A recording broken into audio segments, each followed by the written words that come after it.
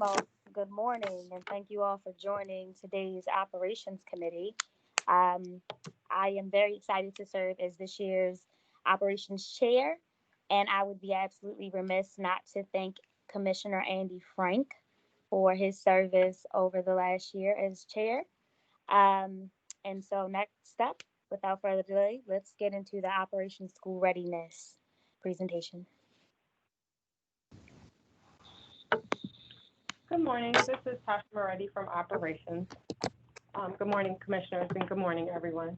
This presentation is going to go through our annual summer readiness activities that Operations normally completes in preparation to receive our students, staff, and families as they return to our buildings on opening day. What you'll see differently in this year's presentation is the work that's being completed by these teams to include our recovery planning activities in response to COVID-19. Next slide.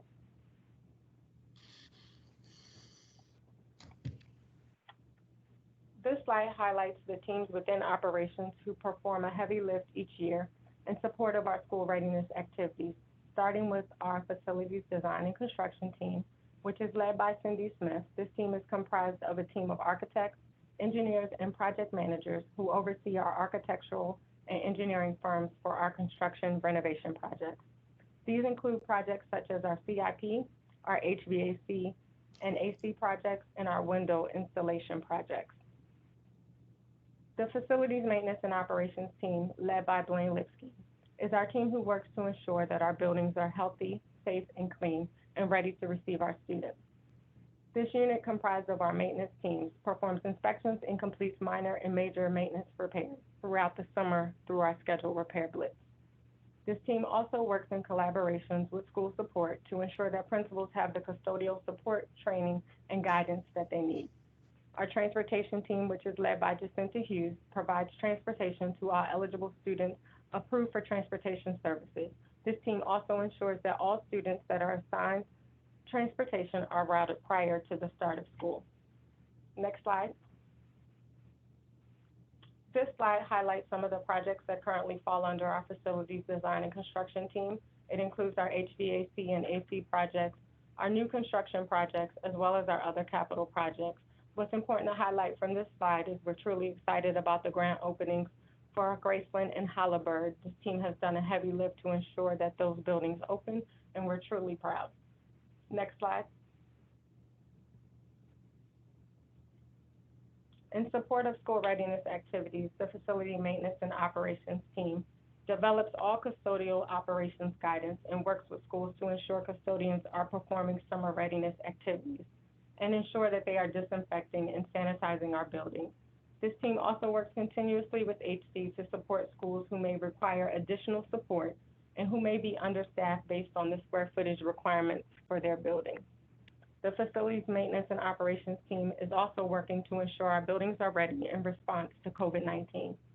This includes our maintenance teams going into schools to install our restroom dispensers, our installation of our protective shields at all the offices across the district.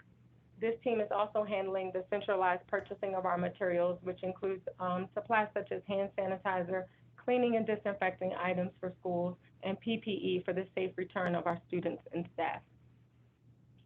During school readiness, our facilities and maintenance team continues to work with internal departments such as our HC and our Human Capital Department to interview and fill all of our vacant maintenance positions. This team also is developing health and safety guidelines for buildings across the district for the safe return of our students and staff. Next slide. Our transportation team is working in order to provide transportation to all eligible students for the upcoming school year. Schools should ensure that all transportation requests are fully submitted in STS by August 21st. And of course, any requests that come after our deadline will be routed on a first-come, first-served basis. Although we're starting school virtually this year, it's important that our teams get this information to route students, including those small groups who may be returning prior to our opening. This slide also refers to slide 41 in the appendix, which highlights new constraints due to the coronavirus. One important change to note is that transportation will only be transporting those students who are mandated to receive transportation as part of the Students IEP or the McKinney-Vento and Homeless Assistance Act. Next slide. This slide highlights other activities that fall under facilities maintenance and operations to ensure healthy and safe learning and work environments. This includes management of pest control, monitoring our buildings through inspections for lead, mold, and asbestos, providing safe drinking water to schools, performing furniture and logistics moves throughout the summer in support of school closures and moves, as well as continuing to provide custodial services and support for in-house custodians as well as contract cleaners. Next slide. This slide also highlights activities that fall under our facility maintenance and operations teams. Next slide. And with that being said, I'm going to hand over the rest of the presentation to my colleague, Monique Rumo, who will present the recovery planning school readiness activities. Good morning. I apologize. I tried to turn on my camera, but it's showing a black screen. So I'll just keep going with the presentation. So our back to school activities, our recovery planning started well before June, which is our traditional time when we start school readiness. So we began in March with the development of our SOP. I'm only going to hit some of the key points on this timeline. And when I'm talking about the development of the SOP in March, that was for all of our work on-site staff who were required to stay in the field because their work did not allow them to work from home. So we thought it was important to develop things that would, some steps and procedures that would keep them safe while they had to remain in the field. In April, this was actually pretty critical. Other LEAs across the state and across the nation began to come together to figure out how we address the different complexities that have come up during COVID-19. And instead of working in isolation, we began working with these other teams in order to have collaborative thinking with other jurisdictions.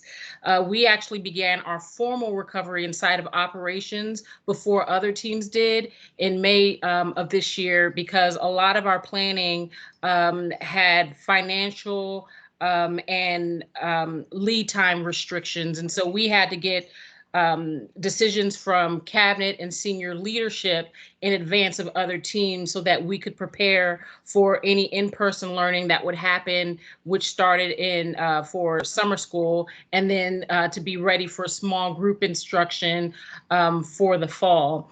And then probably one of our biggest things was the development of the fall operation, the fall SOP, which was led by our manager of project systems and processes, Sharika Bolden, and then Cleo Hirsch from the chief of staff office.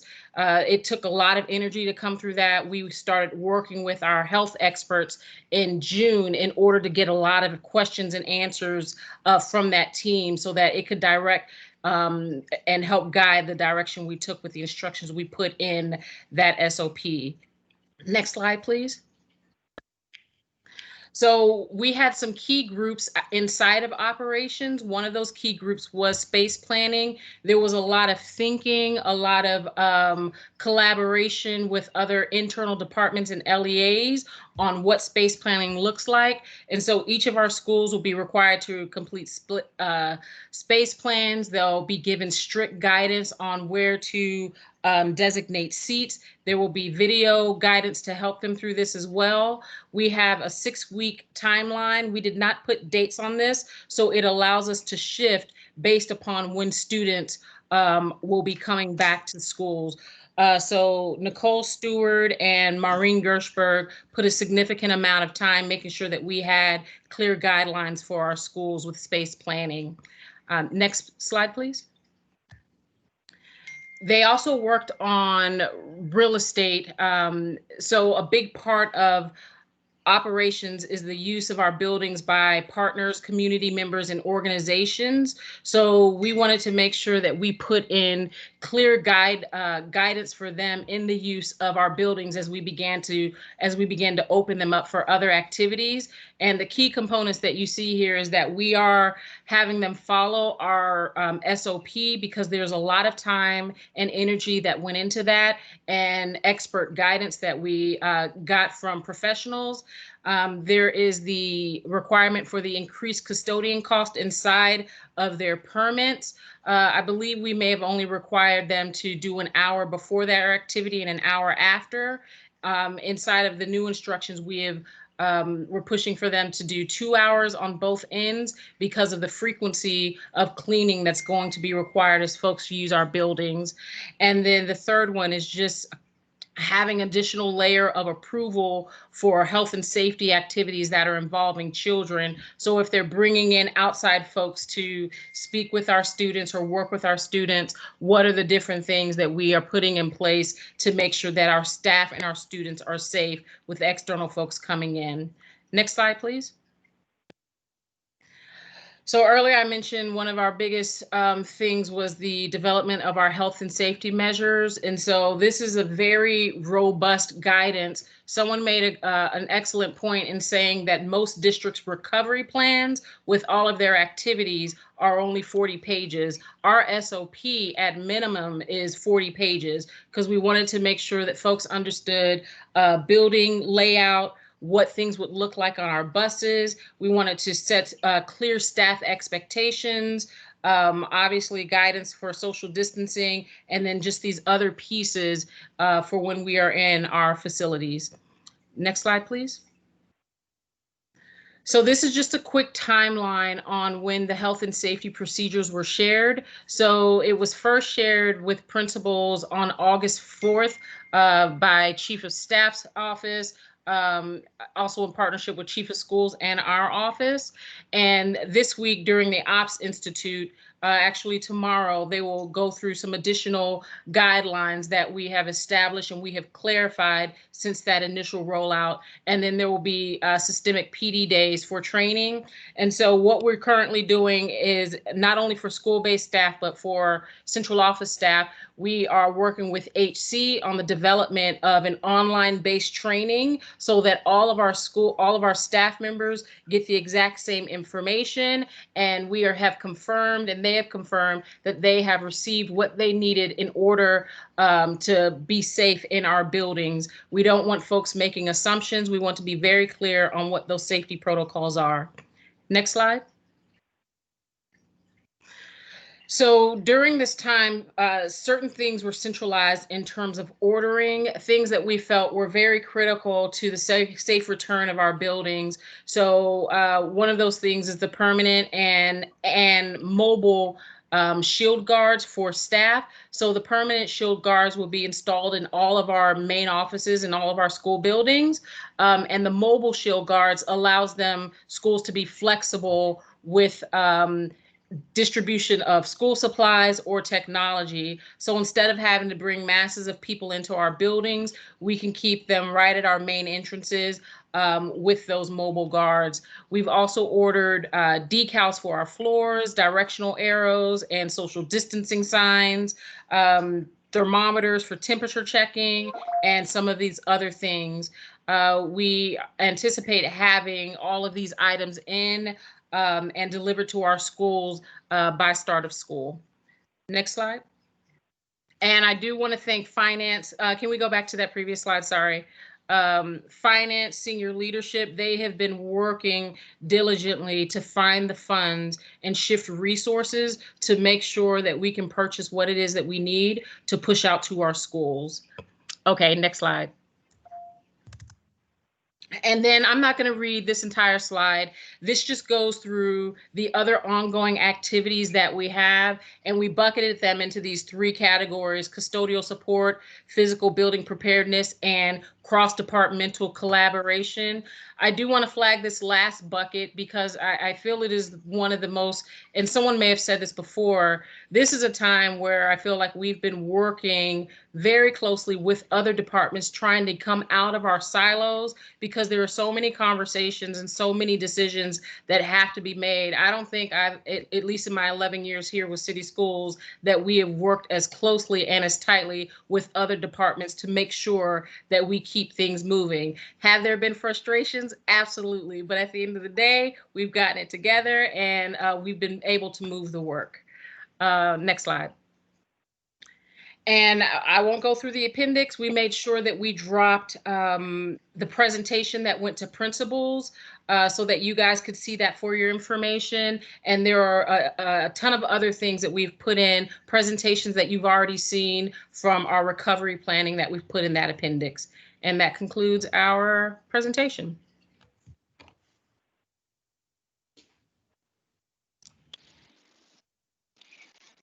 Thank you so much. At this time, I'd like to open the floor for questions, comments, concerns. Yeah, this is Dr. Bendiva. Thank you. Thank you, Commissioner Chair. I have a ton of comments, questions of all sorts. And I'm going to try to get this through because I don't want to hug the meeting. I am greatly concerned with the sanitizing the buildings, and concern is how they do it. Even though we're going to sanitize those buildings, those rooms, those chairs, the bathroom, we still have to be clear that the job is being done. And my first question, are you going to have like a supervisor or a person who's in charge to make sure that all the rooms are being sanitized like they should? Because just doing it once a day is really not the best way to do it. And when you sanitize anything, you have to make sure that the material of whatever you use cannot be repeated. You have to use throwaways. You can't take one wipe and wipe everything. And I've seen that done in many places and thinking that it'll work. You have to sanitize one area and throw that away and use other more sanitation. So I'm hoping that the contractors have enough equipment to do this, especially using the bathrooms. That's going to be the critical piece, is making sure, because children will go to the bathroom, put their hands on the toilet, all kinds of things.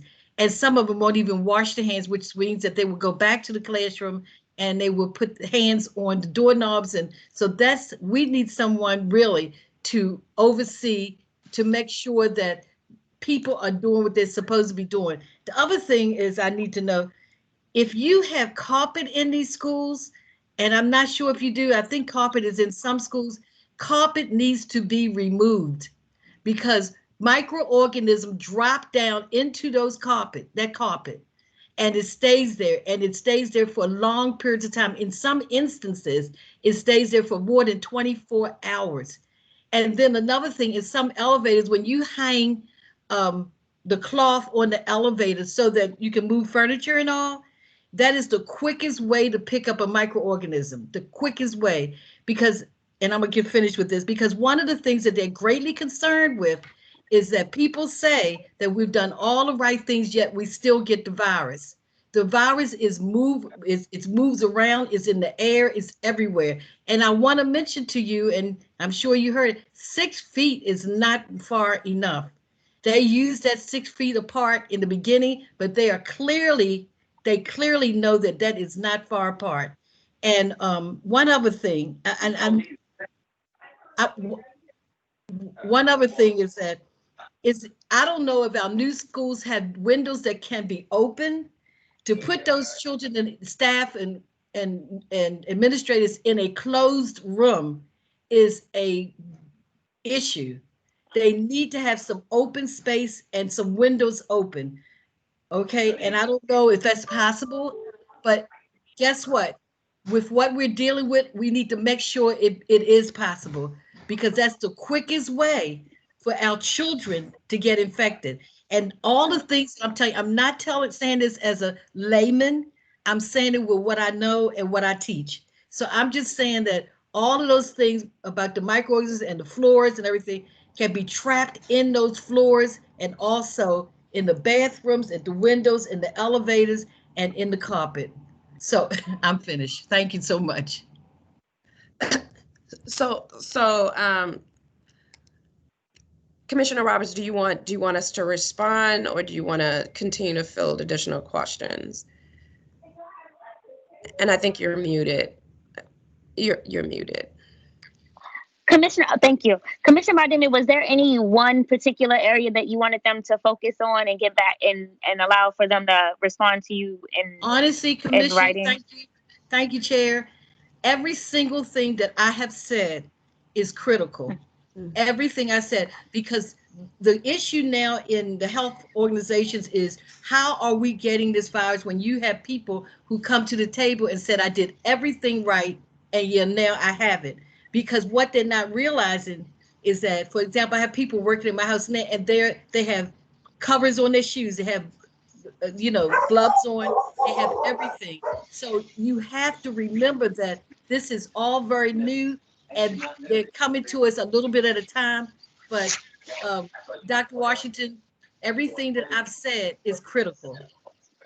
So can I just give a recommendation? Can I give a general response, and then my team can go and give more detailed written responses? Is that okay? Yes. Yes. Yes. Okay, so in general, we have an SOP that basically guides how we're doing everything across the district as it relates to cleaning our facilities and our buildings, right? And so one of the things that Monique mentioned that in the very beginning, when she provided the schedule, the SOP included that work was done by cross-disciplinary group of folks who provided insight and input on how the SOP was going to be developed, how things operated at the school level. And then we also took in consideration, I think that in a lot of the town hall conversations, Dr. Santelisa's talks about this health advisory group. Excuse me, Dr. Washington. Yes. Can everybody ensure that they're muted? We hear some conversations on the line. Thank you. I think. No. Okay, I think that's better. I'm sorry, Dr. Washington. No problem. And so we, this SOP is also shared, and there's a lot of training that's happening too. So it's training that's happening with our custodians. One of the things I will flag is that, unfortunately, we don't have the capacity in the district to have facility-related supervisors in buildings to ensure how custodians are cleaning and disinfecting our buildings. But we do training for principals. And so principals are custodians' main supervisors, immediate supervisors. So we do the training for principals, we provide SOPs to principals. We do training for custodians, we provide SOPs to them. There are a couple of things that you discussed around the carpet. And so I think that I'm gonna leave that and defer to my team to provide a little bit more detail. And there's other things that we still have to review. I think the other thing that I wanna highlight is the other point that you made around for people being in buildings and being in closed classrooms. And so we have looked at a lot of different ways in order to address it, also talking with the health professionals. And so in our air conditioning buildings, we are using what is called MERV 13 filters. So it's an upgraded level of filters. So right now we use MERV 8 and MERV 10. It's a level of filters which has a finer detail and to address those particles that are in the air. So those are things that we're doing. And then we're also right now exploring air purifiers for those buildings that are naturally conditioned, right? They don't have air conditioning, they're opening up windows. And so we are looking at all of those different things, and a lot of it is highlighted and detailed within our SOP. But because you asked a number of questions, I'm gonna ask my team to make sure that we're taking notes and that we can respond in writing for some of the other questions. Question. Are you putting that equipment in each class? So it's in the filters, yes. So it's going in each class. In the ductworks, where the filters are, those filters are going in. So I would just give you just an example. Some schools require 50 filters. Some schools require 300. So we're going in and upgrading filters in all of these buildings. Okay, thank you so much. I appreciate it. And just for clarification, Dr. Washington, the SOP that you're referencing, is that the same one that was used during the summer school? Yeah, and it's been built on. So we have developed a more specific, customized SOPs for different types of things that are activities that are happening. So for the summer school, they have their own SOP, and a lot of it we use that as the basis to build off the number of other different SOPs. There's an SOP for the North Avenue building. There's an SOP for principals and schools in general. So they are basically based off of what activity is going to be happening. Thank you. Commissioner Frank, and then Commissioner Reed. Hi, good morning. I just had one question about the actual work that has to be done, the physical work that has to be done within the buildings, the filters, the plexiglass shields, sanitizing stations, et cetera. Is that work that is starting now, and you have an internal deadline by which you want to have all this ready to prepare for the hybrid model that will hopefully come at some point in the future? Yes, so the work is ongoing now. There's various deadlines that we have been preparing for. There are deadlines that we're preparing for as the administrators are coming back into buildings, because we're going to have families that are in buildings. And then there's the official deadline, which is the start of school. One of the things that we also are flagging, that even though we're virtual, we're having small groups that are going to be in our buildings. And so therefore, that's the reason why that September 8th is a significant deadline for the operations teams to make sure that all of those various components are in, as folks are going to be using classroom spaces. Thanks.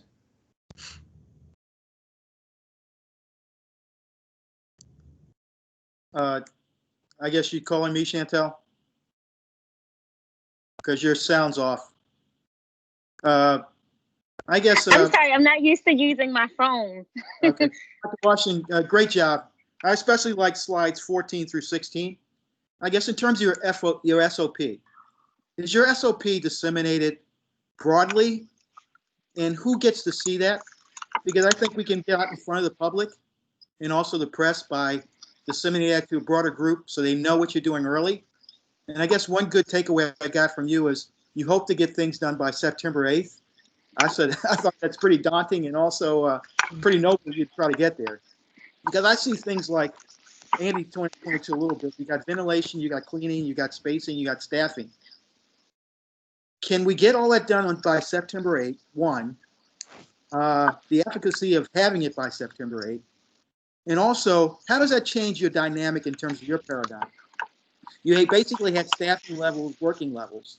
Now you're moving to this new paradigm. What's the impact on your staff, the budget, and your ability to do all your other operational? Because you have limited funds. You have roughly, I think, 34 million. So how do you get this additional stuff done when you need 300? Yeah. And so I would say, so for the SOP, I'm going to defer that to Monique, who's on the team, and she can provide the details for that. In general, as far as the impact, it's a significant impact. September 8th is the target of what we're pushing for. We're pushing our teams. We're getting additional support from contractors. Our on-call requirement contractors are providing us additional manpower in the field in order to make that happen. There may be considerations of overtime, which is what we do every summer when we're preparing buildings for the big start of the school year. In terms of our budget and funding, we're getting additional support. I believe that Courtney is on the call from the finance office, but we're getting additional support from the finance team in order to support the purchases. I mean, because yes, it's significant. We are the upgrading of the MERV, that MERV 13s is an additional significant cost. There is a lot of manpower that's needed in order to put those filters in all of our buildings. And we're also dealing with shipping timelines too, and lead times as manufacturers are developing and manufacturing these equipment in order for us to put in the buildings. I think with the filters, we started about a month ago putting filters in our buildings. We have been addressing a significant amount of hit to our lead time with shipments and manufacturing companies. A lot of the HVAC manufacturing companies have been shutting down because of COVID-19 and the spread of COVID-19 and some of those warehouses. And so it's a significant and very heavy lift for operations right now. But like Monique said, is that we are getting support across the board in a number of different offices that is helping us lift the work from development of the SOPs to support in, moving getting equipment and funds, amendments, and all of those different things. So we're getting support across the board. Thank you. And so Monique, if you can address the SOP. Yes, and I put it in the chat as well. The SOP is on the district website in the recovery plan in Appendix 7. Okay, so I guess my question is, does this go out to the press, the greater public? I mean, everybody can look at the website. We can follow up with Jenny Wu, who's been leading the recovery plan. Okay, thank you. Pleasure. Thank you. So, for the sake of time, I can send my questions in. And so, thank you, Dr. Washington and your team. We can prepare for the comprehensive maintenance plan presentation.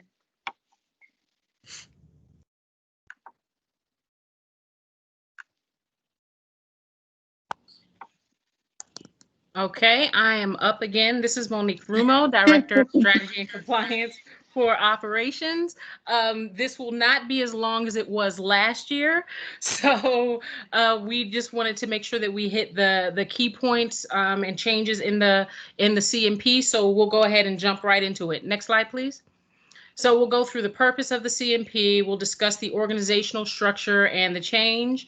We will briefly talk about how COVID-19 has impacted maintenance operations.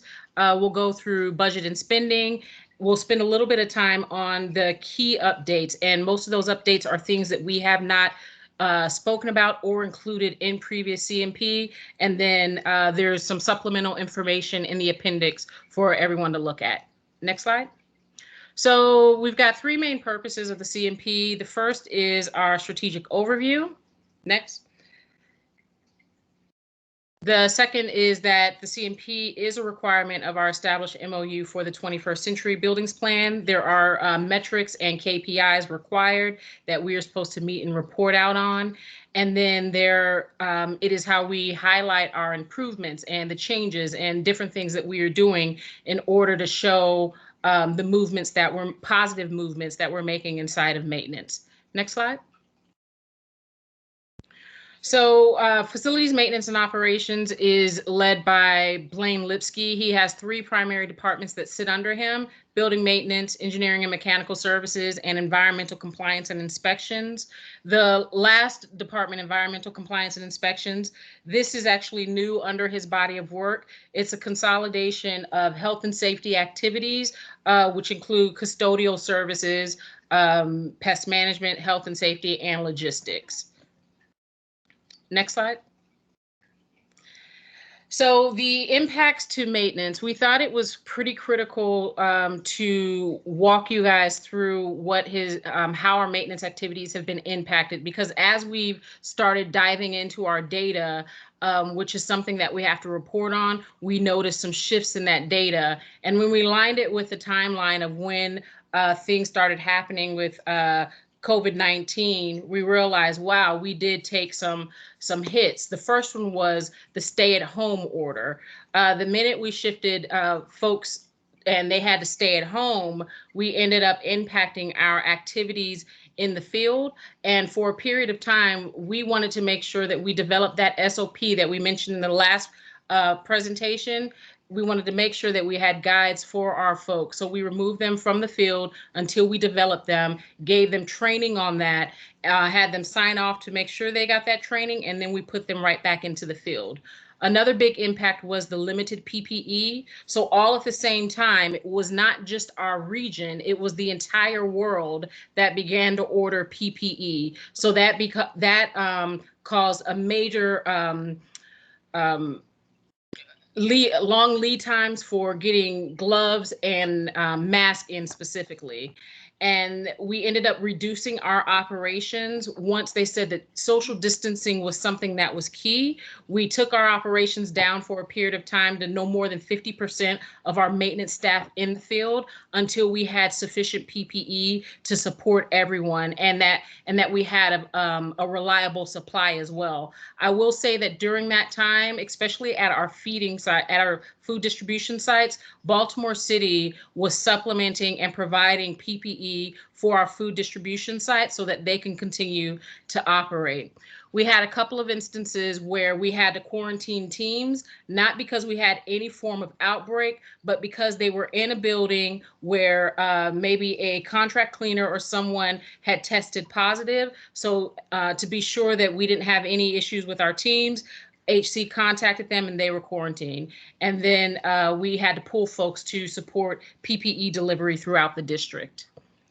So the way this impacted us is that we saw that we got fewer work orders accomplished, and we had longer duration time than usual with completing work orders. Next slide. So I'm jumping right into our budget. This is something that you all saw last year, and I wanted to make sure that we repeated this again this year. So our immediate replacement need has gone up by $173 million. So we're now at an immediate replacement need of $380 million. And I want to be clear that these are systems who are beyond their life expectancy. It does not mean that they haven't been maintained or that they're not working. It just simply means that you should replace it now because you do risk critical failure. But we have been doing preventive maintenance and we have been repairing these things along the way. And the number went up significantly from last year because this was inside of our facility condition assessment, and we hadn't completed all of our schools. So now all of our schools have been assessed, and that's why the number has jumped. Next slide. So our budget, earlier Commissioner Reed mentioned you're funded at $34 million. Yes, this year we're at $34.1 million, and you can see how much this need exceeds the little bit of budget we had or have. Next slide. And so what do we do knowing that we have this gap and we've got this budget here? Well, you all know that the district, the board committed to giving operations an additional $3 million toward maintenance through FY23. And our strategy with that is to make sure that we increase our preventive maintenance operations to ensure that our aging systems and buildings can continue to receive our students without critical failure. And then we also use those additional funds to restructure and reorganize our teams as needed to increase our efficiency. Next slide. So we didn't do this last year, but we wanted to make sure that we showed a breakdown in terms of percentage of that $34 million. So 52% of our budget goes to contracted services that deal with preventive maintenance. So our HVAC systems, roofs, and these other items that you have there. Next. 27% of that budget is our in-house personnel, and I made sure to distinguish and say reactive maintenance because it is our in-house staff who do our day-to-day wear and tear repairs. We contract out 99% of our preventive maintenance, so that's why I made the distinction with our in-house folks doing reactive maintenance. Next slide. Then we have our operational services. Although these are contracted services, trash removal, snow, landscape, these are things that are not traditionally considered maintenance, which is why we pull it out in a separate category. And then our final slide is just what we spend in supplies and materials. So it's 2%, very small portion of what we use in order to complete work throughout the year. So almost 80, can you go back, Joe? So nearly 80% of our budget goes into the actual work between contractors and our in-house repair. All right, next slide. And then this is just a breakdown. You saw something similar to this as well. These are the top 11 crafts, I believe. These make up 90% of all the work that we do throughout the district. And the ones to the left in red, I just thought it was key to highlight that those are 75% of all the maintenance work. And you can see that there is a significant amount of energy that goes into maintaining our HVAC systems. And that's why you see in terms of our budget that goes towards maintenance, 50% of that goes towards HVAC. Next slide. So this is something that's new. Our key updates. Can I ask a question about the previous slide, Madam Chair? Yes, sure. Yes. Sure. Where in the in this graph of expenses are things like landscaping, exterior landscaping, and maintenance of properties? Because I was driving by a school the other day, and I was both impressed and perplexed to see someone out using a weed whacker to remove weeds in the cracks between the sidewalk cracks, and I was to detail, but also wondering whether that should be among the priorities of a limited supply of money. So I'm curious, I don't see that on this list here. That would fall under this grounds category here. The third Okay. one. Mm-hmm. I got it. Yeah. Okay. All right. Thanks. Roger. So this is something new. In the past, we have not mentioned or made mention of the annual state inspection. So every year, the IAC goes throughout the entire state and inside of each LEA inspects the buildings against their assessment criteria. And so between 2014 and 2019, 2014 is when the IAC approved our comprehensive maintenance plan. We have seen three key improvements, one in the growth in our overall ratings, the other is the number of our buildings that are rated not adequate or poor, and the other is the growth of the number of buildings in superior or good. I won't go through this table that's in the bottom right, but we thought it was interesting to show the trend, and the state even made mention of this last year as well. We're trending in a positive direction where we are seeing the number, as you can see in 2014, we only had one building in superior or good, but last year we had 10 buildings move into that category. It was interesting to flag this because when we looked at the state trend, and I just want to be clear, the IAC does not review their data like this. They don't look at it, but we did want to understand how we were trending in comparison to the rest of the state. The state is actually trending in the opposite direction where they had more buildings in the superior and good in 2014, but in 2019 they had fewer. So we do attribute this to, if you go to our next slide, please. It's going to be after this, and I'll get into it. Before I say what we attribute that success to, I do want to flag that there are some flags that came out of the state maintenance inspection. So while we have seen improvement, there are things that we have to work on, and one of those things are our custodial functions. And so what we've gotten dinged on last year and again this year, the inspections are actually currently ongoing. It's the inspection of our fire extinguishers. It's the changing out of stained ceiling tile. There's clutter in our closets and in our equipment rooms. And then there's the need to remove trash and debris from our grounds. Now, we know that principals are inundated on a day-to-day basis and often struggle to keep up with all the activities happening in their building. So this might speak to one of the questions that was asked earlier. We do have a custodial manager inside of operations who supports and guides custodial operations. So we have been working with him on how we can help schools improve their custodial functions and activities. We're actually in the process of developing a more robust guidance for custodial operations to roll out to schools for the fall, so that not only are we addressing COVID-related activities, but we want to address their overall operations because we do need to see an improvement in our custodial functions. Can we go ahead? And Monique, before you move on to the next slide, I just wanted to make a statement because Commissioner Frank, when you made this about the grounds, one of the things that might also be happening is that we are also in the process of being responsive to the state's maintenance inspection, and so every ding that we receive, we actually have to correct within a certain period of time, and so that team may actually be on the grounds actually doing a correction from the state maintenance inspection. Thanks, Dr. Washington. Okay, and so earlier I mentioned that we had those 3 different successes inside of the state maintenance inspections, and one of those things that we attributed that to is our preventive maintenance program. So over the last several years, we've been working to improve how we do preventive maintenance. So part of that comes with this extensive asset inventory that we've gotten through our facility condition assessment.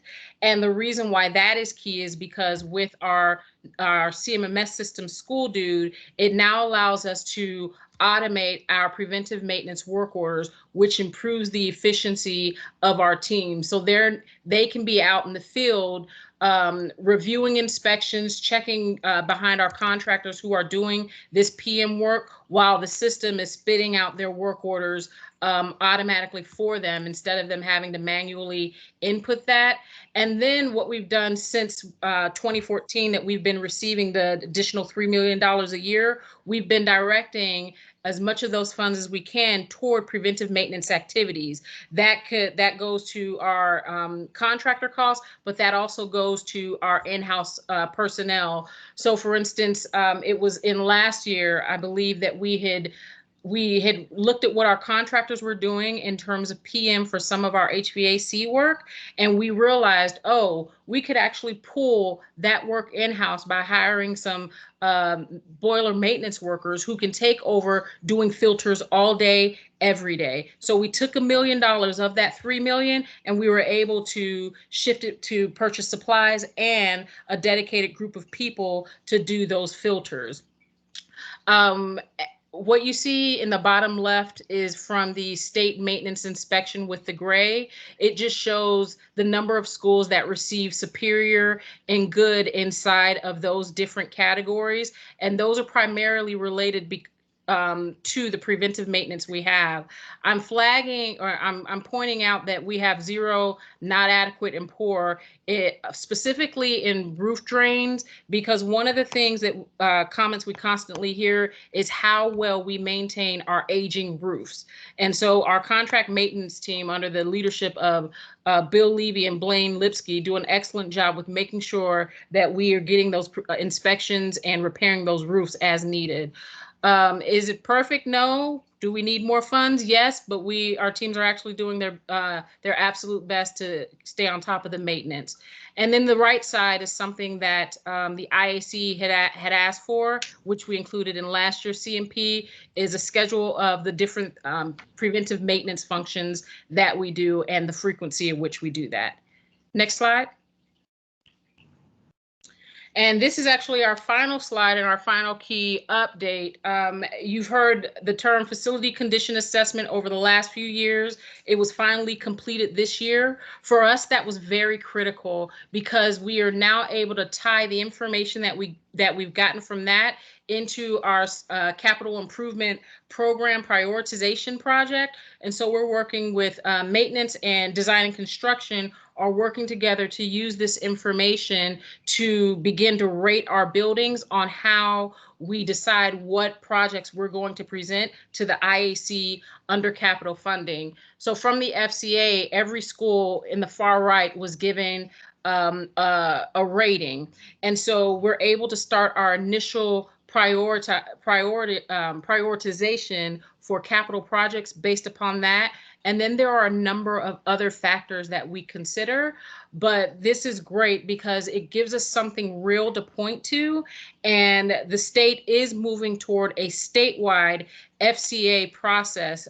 They have a conference call earlier today where they're discussing with all of the LEAs that assessment process that we're doing statewide. So we're actually going to be a little bit ahead of it in using our FCA to begin to prioritize our capital I'm on improvement virtual. projects. I'm on the school board meeting. But no, I just. Okay. All right. And I actually believe that is our last slide. Joe, can you go to the next? Yep. And then there's a ton of supplemental information for those who want to take a look at it. Any questions? Thank you so much. Commissioner Frank, is your hand up for a new question, or is that from your previous one?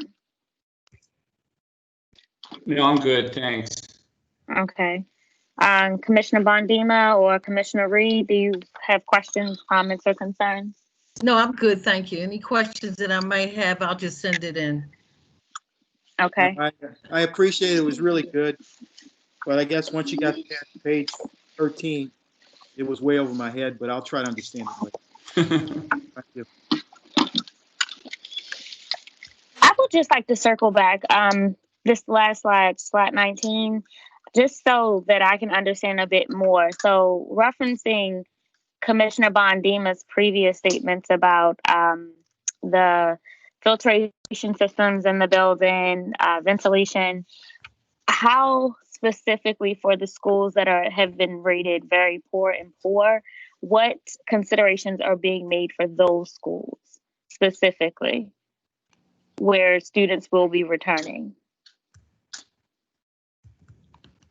So Monique, do you want to address that question, or do you want me to? Yeah, I can address it. We're still looking at different ways to use the information. So right now, one of the changes that we've made with the capital improvement program is that we are doing, we're packaging for multi-systemic projects. What that means, so for instance, Dallas F. Nicholas, and I'm not saying this is the case, I'm throwing out examples. Let's say they needed, new fire alarms, fire safety features. They needed new windows. They need a new HVAC system. And all of that could go into this rating. And so what we would do, we would package that for the capital improvement so that we can do it all at once instead of saying, okay, we're going to do this one project here at Dallas F. Nicholas, then we're going to pull City Springs and find one project to do there, and so on and so forth. What you guys don't see is that we also have a notes column. We're looking at what other activities are happening. So there is a larger project happening with City Springs, and so we wouldn't do anything with that. We have a couple of 21st century schools, and so we would say, although it's very good, we can actually pull that off the list because that's being handled by 21st century. So does that answer your question? And I just want to add, if I can just add to Monique's piece, I think that in a overall perspective, one of the things that the Facility Conditions Index assessment does when it does a rating of it, it's a lot of it is based off of the age of the system, right? The age of the roof system, the age of the window system, what have you. It doesn't really also speak to how they those systems are being maintained, right? And so there are two different components here. Monique presented a part of the presentation where she talked about the state maintenance assessment, where the district is showing an upward trajectory in that. And then she's presenting the facility condition assessment. Those are two very different assessments. The state's assessments is based off of how we, the district, are maintaining our systems beyond the age of the system, whereas the facility condition assessment is based off of the age of the system. So I may have a boiler system, which is beyond its life cycle, which is probably 80 years old, and I should have replaced it 30 years ago, but the team is still maintaining it, so it's still operating, right? So we are still making fixes to it and different things like that. So I don't want people to think that because their building says very poor from a facility condition assessment, it means that that building and the systems in that building are very, very old. And so therefore the district is putting significant amount of resources to continue to maintain it so that it continues to function and operate. But if we were in any other school district that has significant amount of resources, those systems would have been replaced a lot earlier. And that is why we're taking all of these other additional steps to do like the upgrading of our filters and some of those different things like that. But the systems are definitely operating. It's just that they're beyond their useful life cycle. I hear you. I see you. This is Bundima, Commissioner Bundima. I have a question. Oh, Commissioner, did you want to say something before me? No, I just, since I'm operating from my phone, I keep forgetting to unmute. That's okay. That's okay. But we know you're there. We can see your face and your movement. Thank you. You know, one of the things that I think you guys do a great job with presenting what you just presented. The one thing that's missing, and you know, Dr. Washington, I've been saying this ever since I got here. What you just said should be in the appendix. When we see very poor and poor, it helps to avoid any issues, because those questions will come up and you got to be aware that they're going to come up, and all you have to do is refer to the appendix, because we all know that we never have money. We're short of equipment. Everything is old. However, you will always get someone who will ask the question, what does poor mean and what does very poor mean? So when you refer them to the appendix and list all those issues and the reason why it was very poor, we will never have to go back and ask the question again. I mean, a few people will, but we will know, wait a minute, I see what's going on here. Because when you see very poor and we're sending our kids back to that school, it's very true. The parent, the community are going to say, what are you talking about very poor? So now that you explain, and you can still make those changes. You can add that on, and we will never have to go back there again. But thank you. Anyway, I needed to add that on. No, I appreciate that, and we'll provide that. Okay, thanks. That was my point as well, Dr. Washington. The context that you gave was right on point. If there is no more questions, thank you so much for the comprehensive maintenance plan presentation. We can prepare for educational specifications.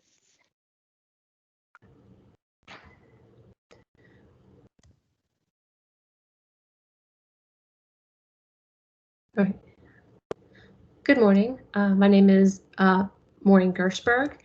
I'm a facilities planner within the facilities planning department, and I'll be presenting the educational specification updates today.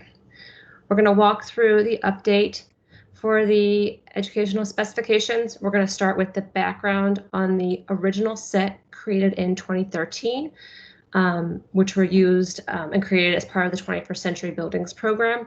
And then we'll move on to the updates that we're making as we go forward with the high school plan and any other major CIP projects. You can stay on this slide. All right, so in 2013, these were the guiding principles for the 21st Century Building Plan.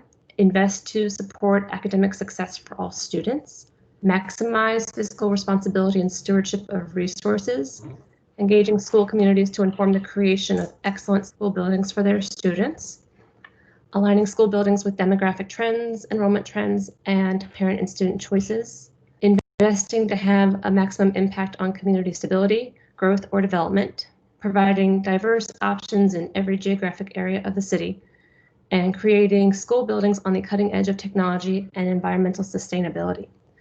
These are still the guiding principles. This update is more about incorporating minor edits that are still in alignment with these principles, but we're modernizing them as they are 7 years old, and then also incorporating information from lessons learned. Next slide, please. What are educational specifications? An educational specification describes the educational goals and the required features of a learning environment.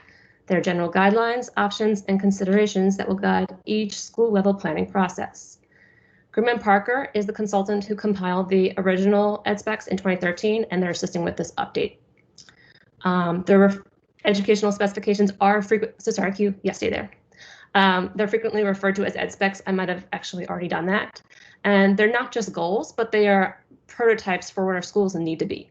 When completing a major project, we start with these prototypes, and then we adjust it to make it school specific. Next slide. All right, so the prototype components are comprised of Part 1 and Part 2. Part 1 outlines district educational specifications and includes general requirements for all projects. Part 2 is the 4 different configurations that we have: elementary, elementary middle, middle, high, and high. The Part 2 prototypes are the basis for building out school-specific educational specifications. They're not intended to correlate to every individual project, but instead they're intended to be customized to support each unique school's programs and needs. Hold on a second. All right. So this is Part 1 and Part 2. Part 3 occurs when a project commences and it actually gets into site-specific details. So it uses the Part 2 as a starting point, and then when we have an actual project, we create a Part 3 based upon that Part 2. Next slide, please. We received input from the following departments: design and construction, academics, including science, early learning, physical education, media libraries, and differentiated learning, athletics, food and nutrition, 21st century, maintenance and operations, and greening. Next slide. For our timeline, the original ones were created back in 2013 and they were board approved then. Back in February of this year, we started meeting with the different departments for input. We're going to be bringing forth the updates at the upcoming board meeting and also today as well. And so on the left hand, you'll see the graphic with the yellow band at the top. That was the original cover for the 2013 ed specs. We're using the same picture and kind of formatting for the updates, but there's going to be blue on it, so we'll be able to see clearly the difference between the old ones and then when people start using the new ones. And then for phase 2, the high school plan, and then also any major CIP projects that occur going forward, we'll be using these updated ed specs. We were able to use the prior ones, the 2013 version, for 23 projects. Next slide, please.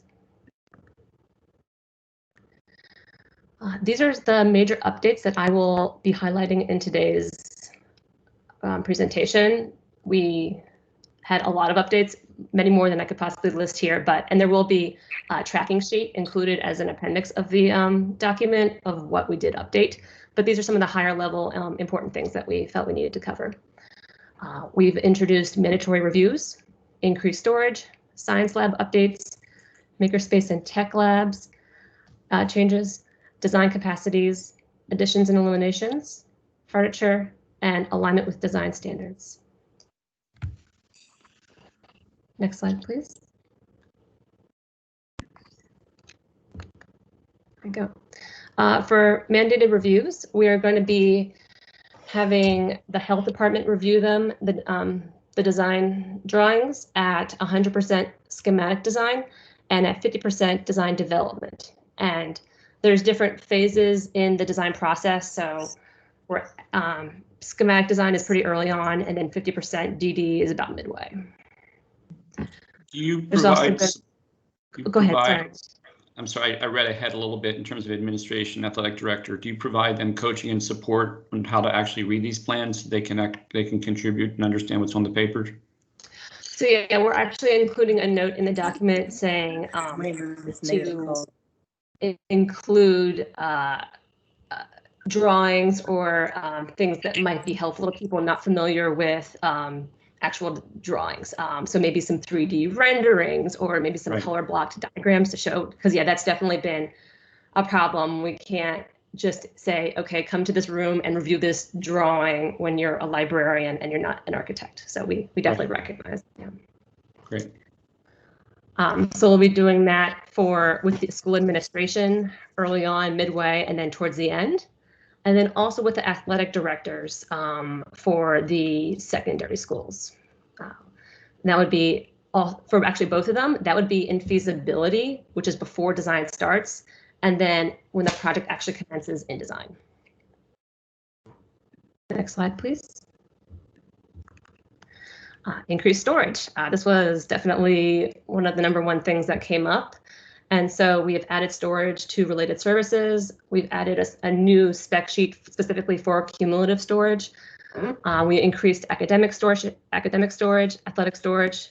We created 2 new spec sheets basically to create an attic stock storage. That was per maintenance and operations request. And then also custodial storage, also for maintenance and operations. Next slide.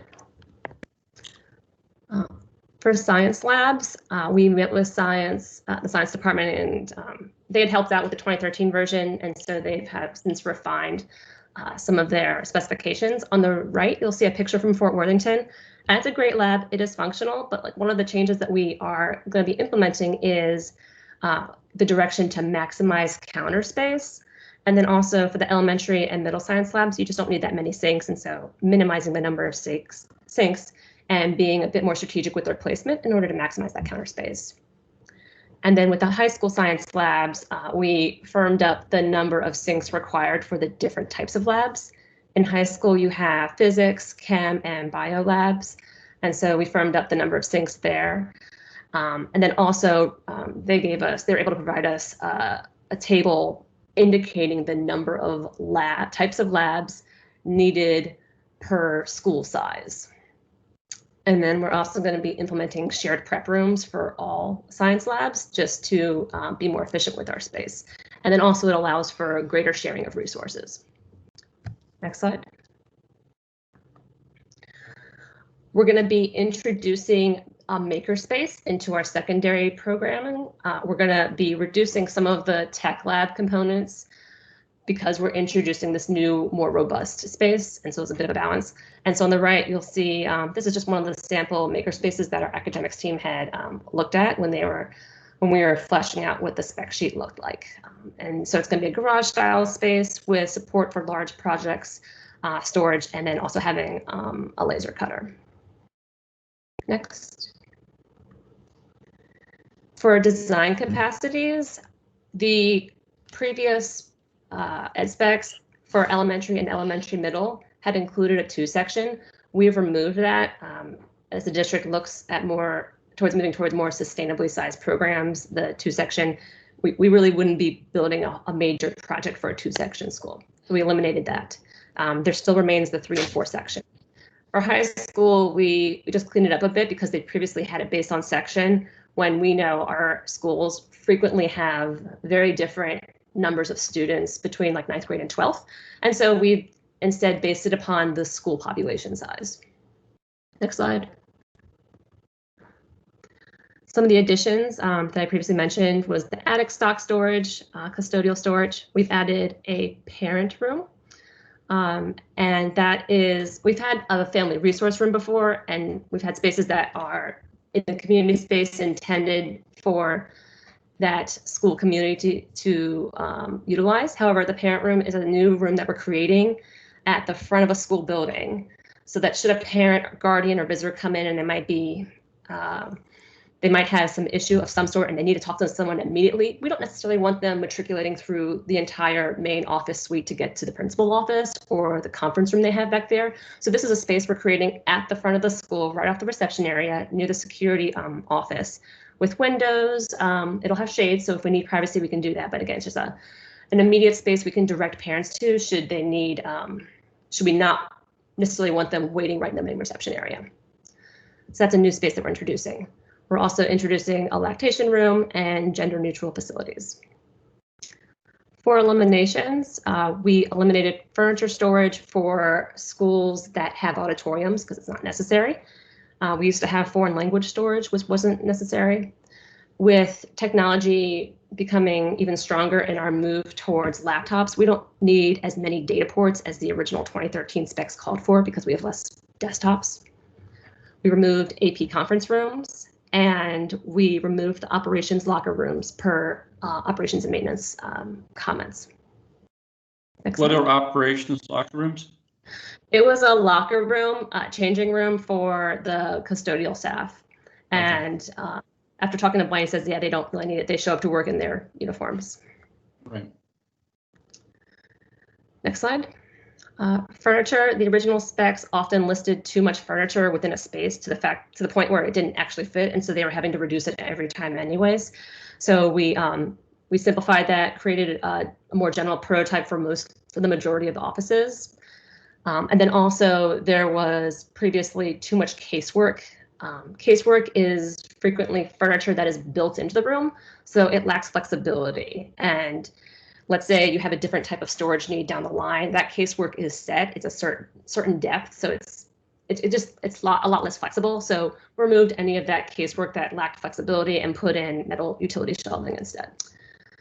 The updates we received regarding this came from users on what fits and then what is useful.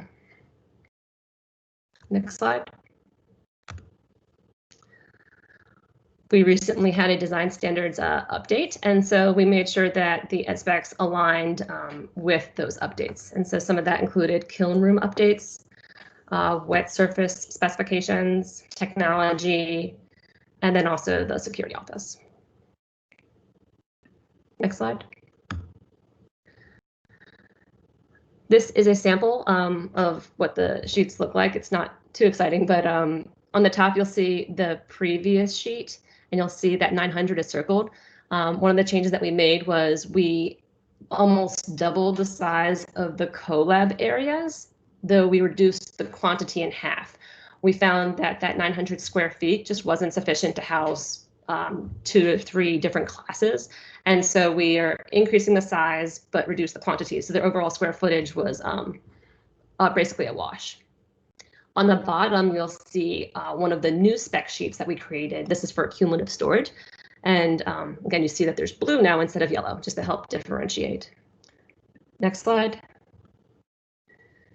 All right. So GAB state process. Gross area baseline, GAB, was adopted into COMAR March 2nd, 2020. These are IAC parameters for how large the gross square footage a school should be dependent upon current and projected enrollment. IAC is the Interagency Construction Committee. Basically, it's the state. And as we know, the state puts the majority of, gives us the majority of our funding for capital projects. So they tend to have more to say to us in regards to the major projects that we move forward with. If a school system determines a larger building is needed than what is prescribed by the GAB, the school system needs to pay for that additional cost. And so this is a bit of a, it might seem like this is, why is this in the ed spec meeting? So I'm gonna back up a second and try and explain it a little bit more. So we have our ed specs. They are prototypes, and all of our schools are based upon those prototypes, and it results in a certain building size. The GAB is a process set up by the state where the state says, okay, we have our numbers on what a school should be in terms of size based upon an enrollment. And so when we go forth with our schools and say, okay, this is how big we think it should be, they are comparing it to their numbers on what they think a building should be. And basically, if our building is more than what they think it should be, they're saying, okay, you can do that, but you just have to pay for the additional cost, that difference in what our numbers and what your numbers are. And so we have to keep that in mind as we build projects and move forward, since, again, the majority of that money or that approval is coming from them. All right, next slide, please. So this table is breaking down, it's giving just a sample, it's not giving every single option possible. It's giving a sample of how our original ed specs, the new ed specs, and this state process, the GAB, line up. I'm going to walk you through the headers, and then we can kind of look at those numbers and see what they mean. SRC means state rated capacity, and that's how many kids our buildings can hold. And that's a number we frequently use. You guys might have heard it before. Original GCF, gross square footage. This is the size of the buildings per the 2013 prototypes. So a 900 kid high school per the 2013 prototypes was about 143,000 square feet. New GSF, gross square footage, is the new gross square footage per the updated ed specs. State GAB, gross area baseline, is the state square footage, or basically how big they think a high school should be per that size. So the state thinks that a 900 kid high school should be 143,000 square feet. The light purple columns at the end are the difference between the GAB and the new gross square footage. So for a high school at 900 kids, we are approximately almost 4,000 square feet more than what the state says, which is a difference of 3%. I've broken this down by 2 high school sizes, 900 kids and 1,200 kids. I've also provided elementary, middle, because that is one of our most common configurations. And you can kind of just, again, see the differences. Sometimes we're over, sometimes we're right on point, sometimes we're under compared to this GAB. And so we just have to keep this in mind when we go forth with major projects on when these differences are occurring. The state has allowed the possibility of broaching them for a variance. So we could go to them and say, oh, well, the reason our number is slightly higher is because of X, Y, and Z. And they might say, okay, yeah, we'll fully support you on this. They might not say it. So as we go forth with this, we just have to keep these numbers in mind. And I also just wanted to show you the difference between the original square footages and the new square footages. And the majority of the difference between our original ed specs and our new ed specs, the most of it is storage. And so, Maureen, I just want to add to it just to give a little bit more context. And so in the context when we're looking at, there's two funding programs for our new major renovation projects. It's the CIP and then also the 21st century. So in terms of the 21st century, what GAB means for that is that if we go over that square footage and the state does not accept our variance, then that means that we either will have to depend on more of our local contribution in order to move that school project forward. On the 21st century side, it would mean that we would have to find a way to fit within the state's guidelines on square footage of space as it relates to GAB. So I just wanted to provide that additional context.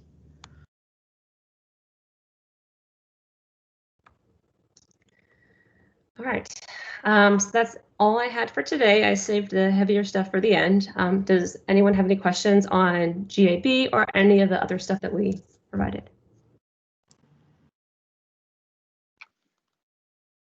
I don't. I do.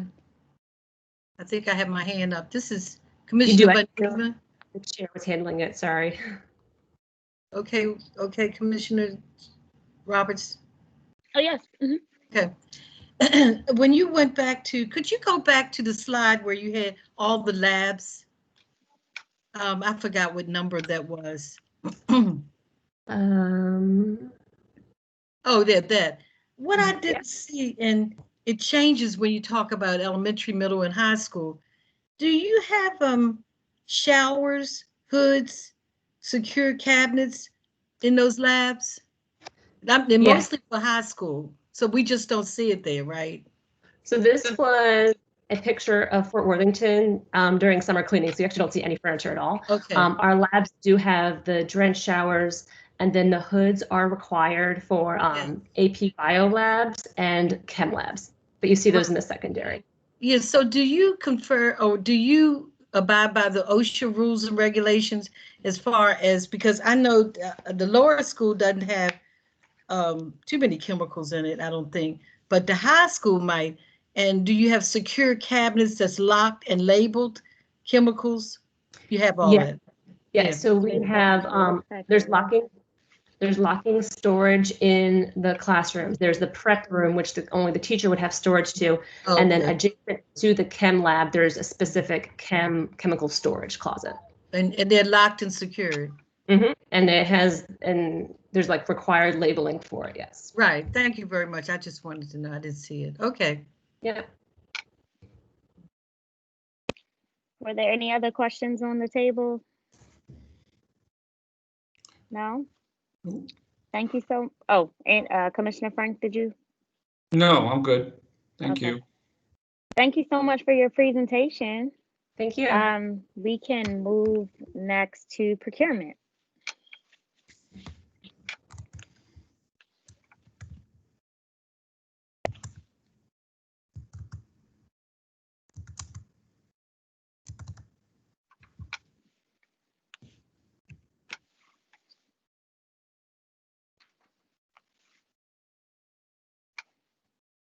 Courtney, do you want to get started, please?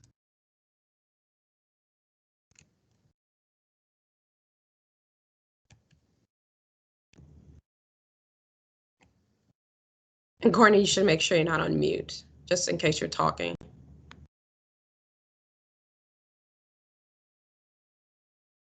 Can I just ask a question before we start? When there's an emergency procurement, and maybe my fellow board members know this, but when we're receiving something that has been described as an emergency procurement or having an emergency procurement in the past, does that mean we're getting this just really as a post-approval review, or is if when the presentation is made, if it could just be clear if there's an action that we have to take, or we're just getting something to review after the procurement has been approved? Christian, Okay. would you like to offer clarity for Commissioner Frank? Commissioner Frank, can you repeat the question? Well, actually, why don't we just go through them and I'll ask it if it's relevant, when it's relevant to the item. So go ahead with the presentation.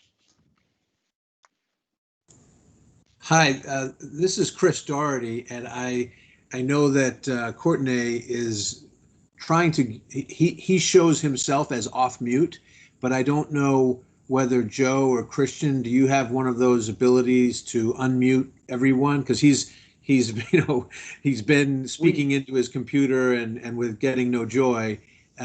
Is there a way to assist him? For we can't, privacy we don't have the power to purposes, unmute we're people. not able to unmute people. Okay, all right. I know it varies by program, and he's actually very technologically savvy. So I on the phone with him, I couldn't suggest anything he wasn't likely already doing. Is there a number? Has he tried logging Hello, out can and you hear me? coming back in? Oh, Are we here? I perfect. just hear him now. All right. Yeah, Armsby was able to provide support. I had to hit *6. Thank you very much, Armsby and IT. Thank you, Armsby. And All right. and now you've made a bit of a grand entrance, Courtney. So it's back to you. Yes, I have. Thank you. As I mentioned earlier, I'm filling in for some of our procurement folks who aren't able to join today. So I'm going to start with Infinite Campus, if there are no objections. All right.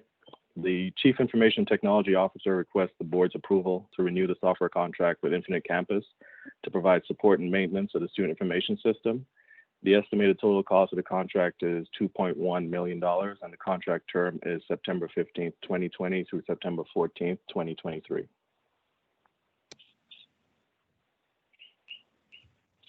The next item is Archangel tablets. In accordance with Baltimore City Public Schools Administrative Regulations, DJRA, the Chief Information Technology Officer wishes to advise the board of an emergency procurement with Archangel tablets that was approved by the CEO to secure 4,909 additional Chromebooks. The estimated total cost for the contract is $1.4 million. So this is an example. Go ahead, please. Go ahead, Commissioner Frank. So Christian, this is an example. This is an emergency procurement that's been approved. Is it required that the operations committee and board approve it as well? And or is this just on the agenda as a courtesy matter? I believe that'd be a procurement would probably be more appropriate to answer that. Yeah, it is required that the board approve the procurement, yes. But the procurement has been made, is that correct? We have proceeded with placing the order with the vendor, yeah. Okay. But it's not going our general route of getting an approved contract before we start with the procurement process, which is what we're seeking now from the board. And it's due to the nature of, the devices and the supply right now for remote devices. With a lot of other districts scrambling for devices and the supply being fairly short, we have to move pretty quickly when we do get vendors who can provide us devices so we can try and meet our needs. Okay, thanks for the explanation. All right, the third item from Daily Computers. In accordance with Baltimore City Public Schools Administrative Regulations, DJRA, the Chief Information Technology Officer wishes to advise the board of an emergency procurement that was approved by the CEO to secure 10,000 additional Chromebooks in support of distance learning efforts during the COVID-19 crisis. This is Bundy. I have a question. Sure. We have two procurement items related to the Chromebooks. Does it mean, first of all, how we ordered Chromebooks before? Does that, what is the, how short are we of Chromebooks? How short are we of Chromebooks? And also, when you order from two different vendors, is that because one vendor didn't have enough and you had to go to another vendor? Is that the issue? And where are we as far as the shortage?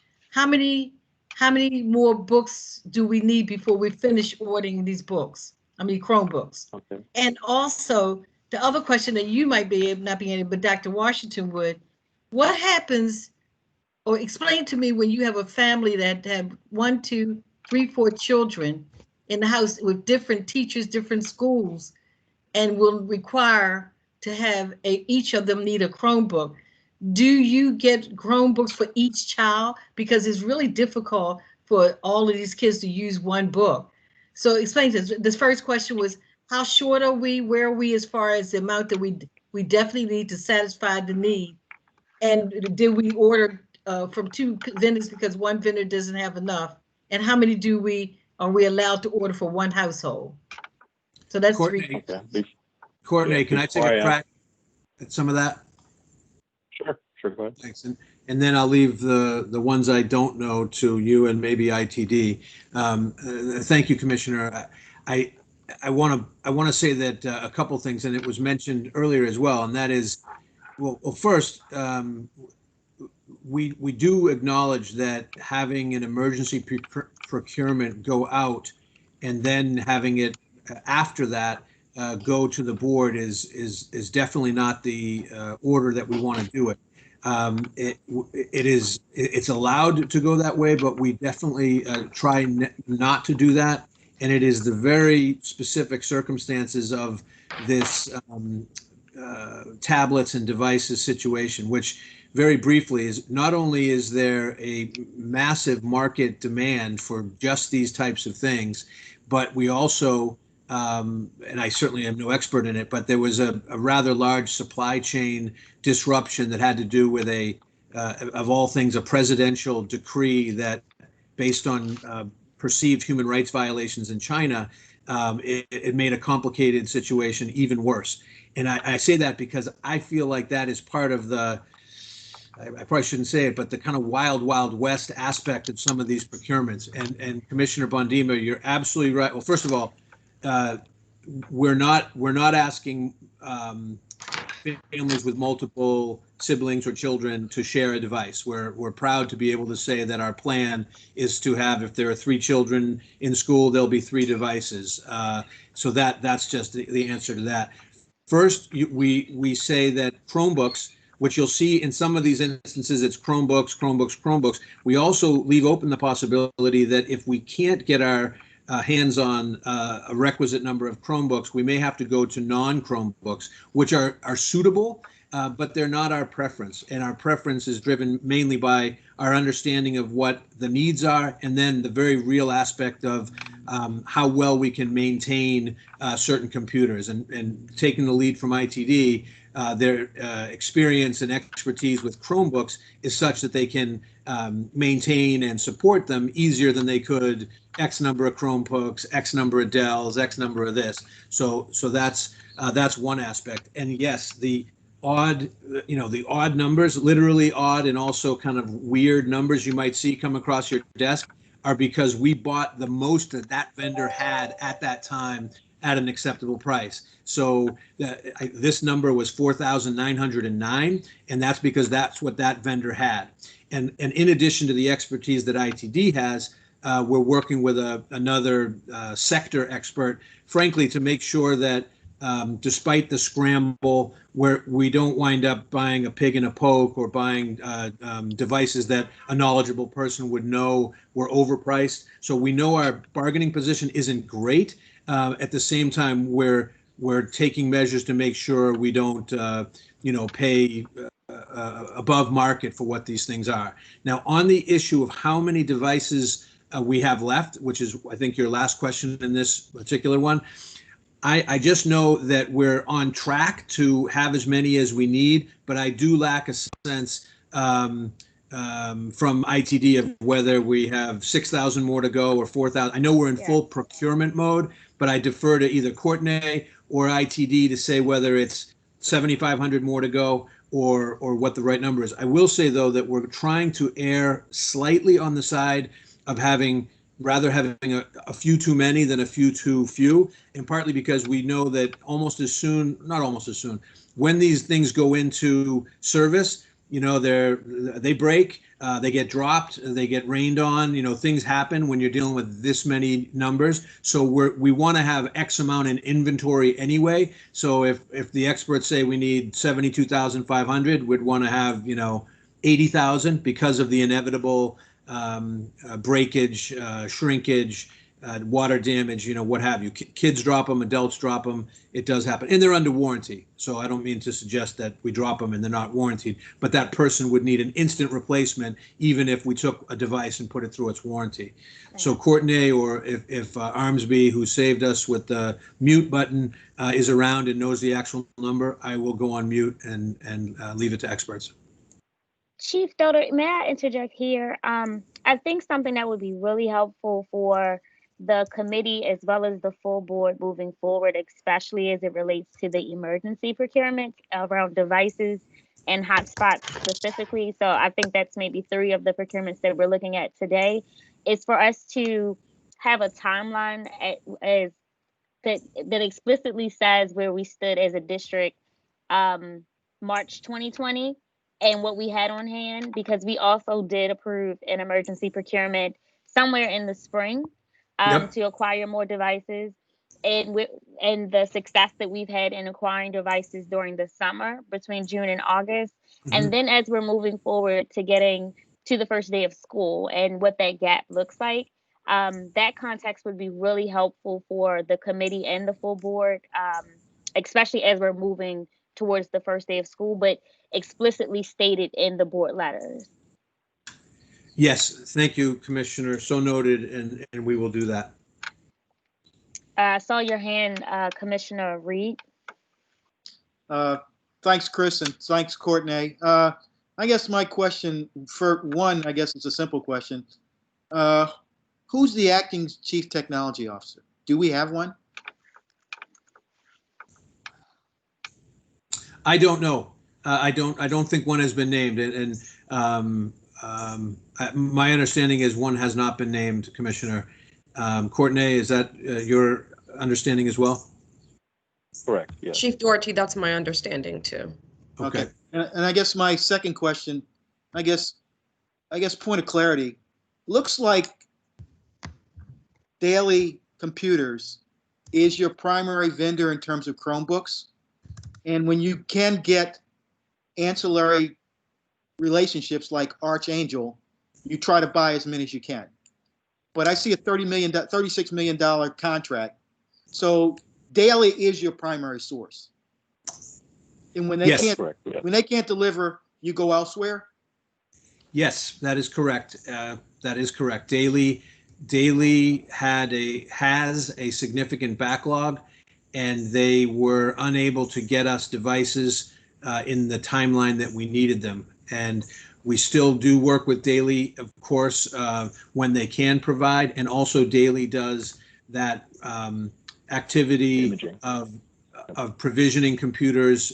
So a computer arrives and it has to be provisioned with the right software, the right virus protection, the right imaging that aligns with our system. So even if we procure a device from a third party, it is probable that we would take that device, like from an Archangel, and have it be provisioned, prepared by Daily. But yes, Commissioner, Daily couldn't deliver what we needed in the timeline we needed, so we had to go elsewhere. So I guess my just based on numbers, so you pay roughly $300 per Chromebook. But it's worse than that. It's worse. Okay. Sorry, I just didn't want to. The best price we have gotten for certain Chromebooks, and as you probably know, the Chromebooks themselves vary quite considerably, or they can vary. There are, kind of minimalistic Chromebooks, and then there are souped up Chromebooks. The $289 figure that you're probably referring to was as low as we got in memory, but they're the bigger, better Chromebooks, which have better functionality, and they're certainly better, but they can be twice that. I hate to say. Okay. and Daily does all the repairs and configuration. Yes, they do, and one aspect of the relationship, and it's a good one, is that when we do procure devices, suitable devices at acceptable prices from third parties, we can have them maintained and serviced. Not only the pre-give out provisioning part, but warranty stuff. We can get good, already negotiated warranties on those devices from Daily, with whom. They're a Maryland company. They're responsive. They're responsive when they can be. It has been a gut punch that they haven't been able to deliver the number of Chromebooks we would have preferred to get from them. But yes, they provide aftermarket service, which, given our ITD, is highly capable, but not a big department.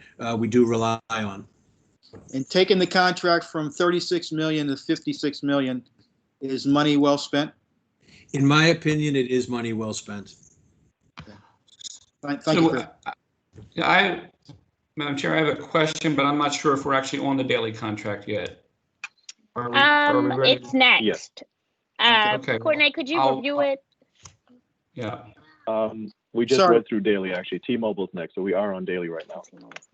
Oh, okay. That's the question. Commissioner Reed? One thing. Commissioner Frank. Oh, sorry. Go ahead, Andy. No. Yeah. Oh, I have a lot of heartburn about this for a few reasons, but I have sort of at the disadvantage of not knowing everything that you just talked about in terms of the limited supply and the competition and the craziness in the market. But if I'm reading this correctly, we're spending $20 million for 10,000 Chromebooks. That's $2,000 a Chromebook. I assume that includes the device and other services, but that sounds like a lot of money. So it's not clear to me what the additional money is for. I would also say that I don't think any procurement of this amount should ever be emergency unless it's life safe and health, and that every effort should be made to either convene the committee on an emergency basis to review it, or at a minimum to have it reviewed by the chair and vice chair, which may happen. But to present to us a purchase like this at this point, with this funding source being described as general funds, it doesn't even say CARE money or federal money. So I have questions about where the money's coming from. I think it's a lot to ask of the public and of the board to present a contract of this nature to a company that's received $30 million before it. So those are my questions and comments, and I'll go on mute and listen. This is Chris again. I will say I agree with your comments. I understand and agree with your comments. One partial clarification is that the 10,000 Chromebooks, the $20 million total number was added to the existing contract for Daily, both for the potential purchase of up to 10,000 Chromebooks, which I think in the document has a price of under $4 million for that particular section of it. So you're right. The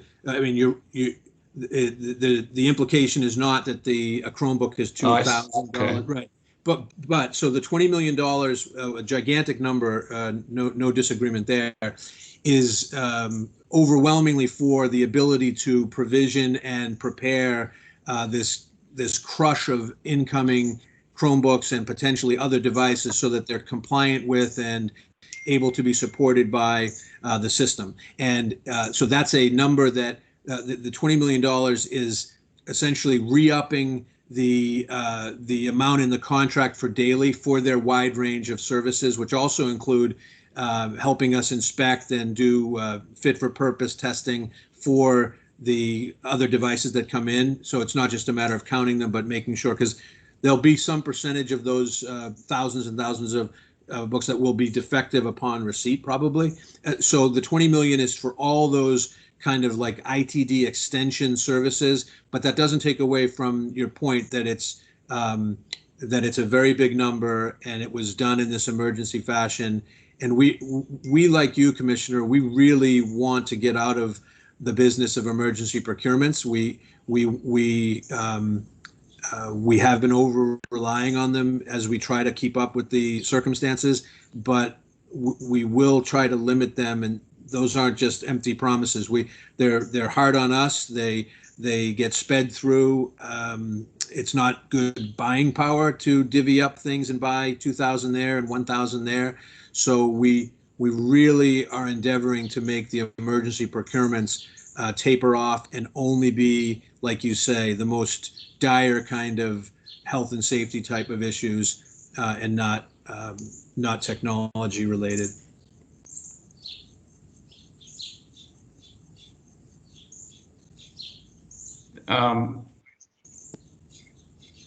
Can you hear me? Yes. Yeah. Oh, sorry. I have a bad connection. So thank you for that. Just can you also speak to the general funds? What source of funds is this coming from? Is there any anticipation of being refunded from state or federal money, or what are we not being able to pay for because we're paying for this contract? This one I may have to rely on others, but I will say at a more general level that we are, wherever possible, we're using the CARES Act funding for technology purposes and other purposes.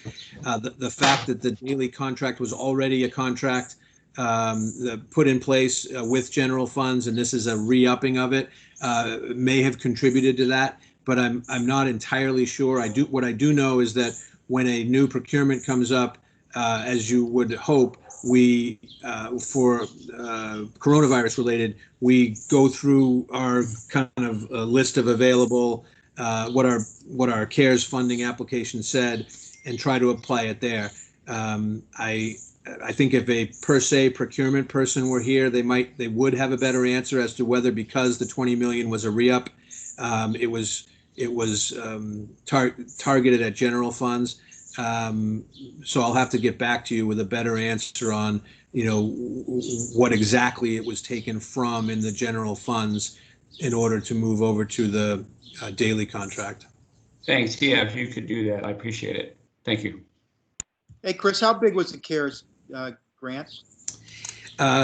Commissioner Reed, we got $48 million in CARES Act funding that is CARES Act general. My words, but in other words, not the tutoring, not the additional funds.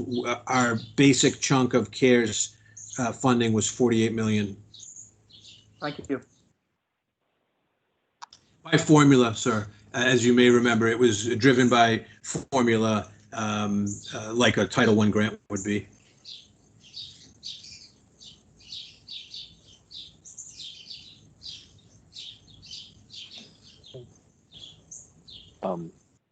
I see. Michael, did you have anything to add on that question before we went to the next item?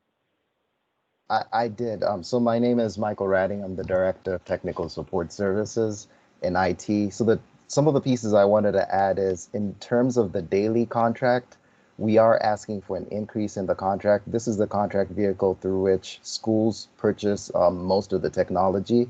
And part of the reason we asked for the $10 million increase is also in preparation for any future purchases we may need to make, knowing that student needs change. And what we've heard from families in the community is students that don't need devices today may need devices in a month or 2 months from now. And so we have to be in a position to respond to those needs. And given the unprecedented situation we're in, we have had to, of course, purchase much more devices than we anticipated as part of this contract, which was part of the re-up request that is coming to the board now.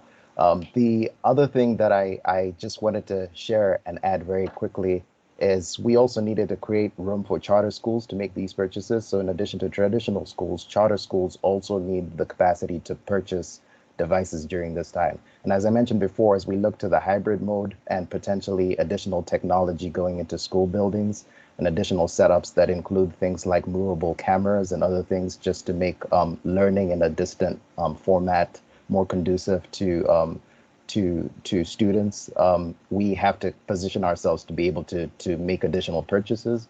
And so we might not spend the amount that's included in the board letter, but we just wanted to create the space and the provision to, if we needed to make those purchases, execute on those. And this is a contract that was that went through an RFP process. So just in terms of the pricing we get from Daily, it was a competitively bid contract, and we do get good pricing out of it. Oh, that's good to know. Thank you. For the sake of time, we are running a bit over, and we do have someone for public comment. So if we have any additional questions, if we could prepare those to be submitted via email, would be great. Can we move to the next procurement, please? Sure. In accordance with Baltimore City Public Schools Administrative Regulations, DJARA, the Chief Information Technology Officer wishes to advise the board of an emergency procurement that was approved by the CEO to secure up to 15,000 additional mobile hotspots in support of distance learning efforts of schools during the COVID-19 crisis. The next item, American Tennis Courts, Inc. and P. Flanagan & Sons, Inc. Asphalt and Concrete Repair and Replacement Services. The Chief Operating Officer requests the board's approval to exercise the first of two one-year renewal options of a competitively bid contract with American Tennis Courts, Inc. and P. Flanagan & Sons, Inc. The contract provides asphalt and concrete repair and replacement services at various city schools buildings. The estimated annual amount of $700,000. The board initially approved the contract on October 24th, 2017, with a contract term of October 25th, 2017 through October 24th of 2020. The renewal period contract term is October 24th, 2020 through October 23, 2021, with one-year renewal option remaining. Commercial Cabling and Sound and Denver Elect, Inc. The Chief Operating Officer requests the board's approval to exercise the first of two one-year renewal options of a competitively bid contract with Commercial Cabling and Sound, Inc. and Denver Elect, Inc. The contract provides miscellaneous electrical work at various city schools buildings. The estimated annual amount is $600,000. The board initially approved the contract on September 26, 2017, with a contract term of September 27, 2017 through September 26, 2020. The renewal period contract term is September 27, 2020 through September 26, 2021, with one-year renewal option remaining. Courtney, this is Vernon Reed. Can I express my disappointment? Can you move down that contract for cabling and sound Denver Elk and go to the MBE, WBE results? Page 9 and page 11. Page 11. Page 11, MBE, WB, MBE results.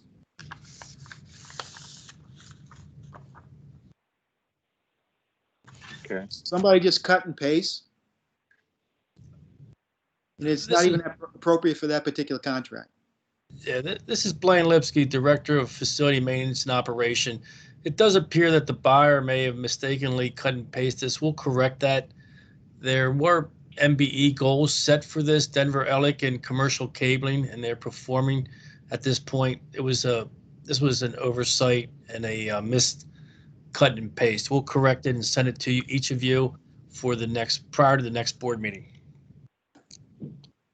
Thank you for picking that up, Commissioner Reed. All right.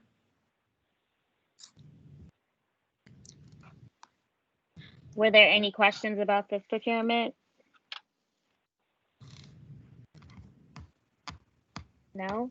Okay, Christian, can you queue us up for the public comment, please? Sure. Give me one moment. Mr. Ogbu, are you online? I believe that's the 412 number, if you can unmute. Can you hear me now? Yes. And you have 3 minutes. Okay, just so you guys can hear me, just making sure there. Yes. Okay, great. All right, my name is Annie Quinze Ogwe. I'm a parent at Northwood Elementary School and PTA member, and I'd like to discuss my feedback on keeping courts at our Northwood Elementary School's new building site. So, dear Chair Frank and Operations Committee members, Northwood Elementary administrators and the district's 21st Century Schools team removed outdoor basketball courts from the new building site plans on July 28th. Over the last 3 years of design development, outdoor basketball courts were always included in the plans for the new building. In the middle of July, however, some residents on Winford Road expressed concerns about incidents of disruptive behavior at the current courts located behind the school building and the potential for this to continue in the new location near their homes. Parents are also concerned about their children's safety. With that in mind, we offer to collaborate on a safety plan, and SEI architects and 21st Century School staff proposed a compromise that kept the basketball courts with these changes. Move courts further south away from Winford Road, place security cameras on the court fence similar to cameras proposed around campus. Schedule outdoor lights to shut off based on the Northwood Recreation Center's daily closing schedule. Despite these changes and proposals to come up with a safety plan, the current plan has no courts. If we lose this resource, students will no longer have access to outdoor recreation within walking distance from their homes. The school loses an outdoor recreation space, and we disregard several surveys of staff, stakeholder groups, and residents who demonstrated support for basketball courts. Our petition attached includes 23 signatures and a letter of support from Teachers Democracy Project. Now, construction on Northwood Elementary is slated to begin this month without courts. I encourage your immediate action to save this community asset respectfully and in Quinze Obwe. And I'm just going to move quickly to the additional pages and kind of walk you through them briefly. So on page 2, there's an example of Fort Worthington Elementary Middle School, which is also a 21st century school that was built recently. Its outdoor basketball court has a fence surrounding the court with gates that allow controlled access. Like Northwood, Fort Worthington is also a community school run by the Y of Central Maryland with a recreation center. An MOU agreement between city schools, Rec and Parks, and the Y defines the schedule when courts can be used after school and on weekends. The Inspire Plan and 21st Century School Standards require collaborative activities and design approaches like natural visibility to address safety concerns. If you move to page 3, a bar graph and pie chart show the breakdown of 23 petition supporters from the communities inside the Northwood Elementary School zone. The results from the past 2 days show equal support from parents and community members. And if you move to page 4, this map of the school zone from the 2018 educational specifications shows where roughly 600 students live. Students and their families are well represented in the neighborhoods of Perrin Lock, Woodbourne Heights, Lock Raven, Stonewood, Pentwood, Winston, New Northwood, Hillen, and Original Northwood. Page 5, the last page, in the purple shaded area, this is Northeast Baltimore, and the pink arrow shows Northwood in relation to other basketball courts around the city. The nearest 2 outdoor courts are roughly 2 miles away.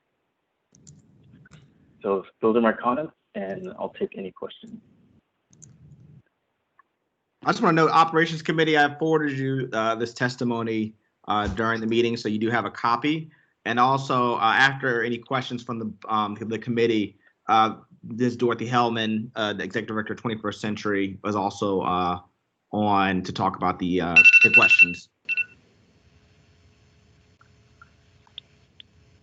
Commissioner Frank, you're muted. Where did you send it to us? Your city schools email. Okay, thank you.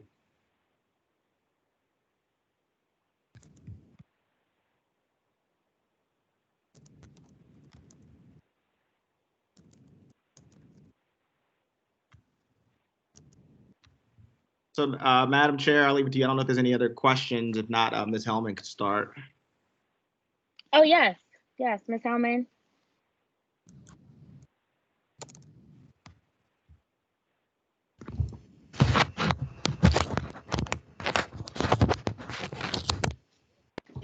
Hi.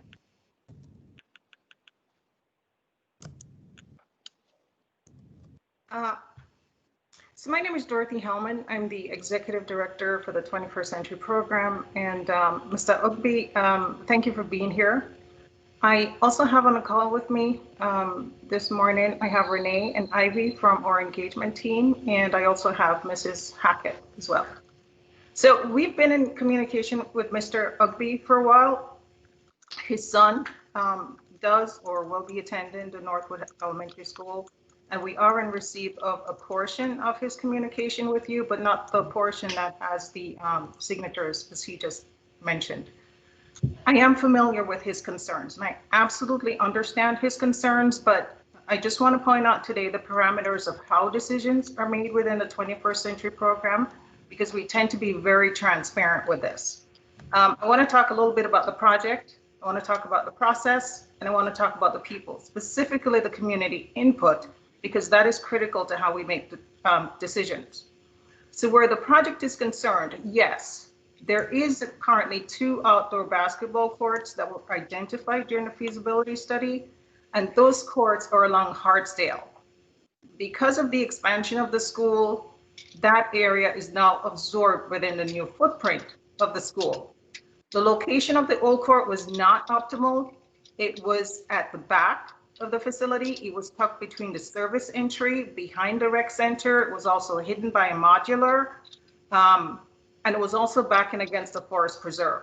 We received many complaints during the feasibility studies because there was a lack of visibility and a lack of oversight. We received feedback about shooting incidences, about robberies, about drug and illegal activities, about craps being played, about unauthorized gatherings and trash left on the property. Because of this, we relocated during the redesign to a more visible location next to the parking lot and right near to the rec center, which unfortunately is right next to Winford Road and right next to where you have 30 or so neighbors' homes. We created 2 half-size courts in lieu of the 2 full-size courts that were taken out. And we wanted to make it more of a recreation area rather than a full-size court for pickup games, which tend to draw a larger crowd. However, none of those options were approved by the Parent Lock Community Association.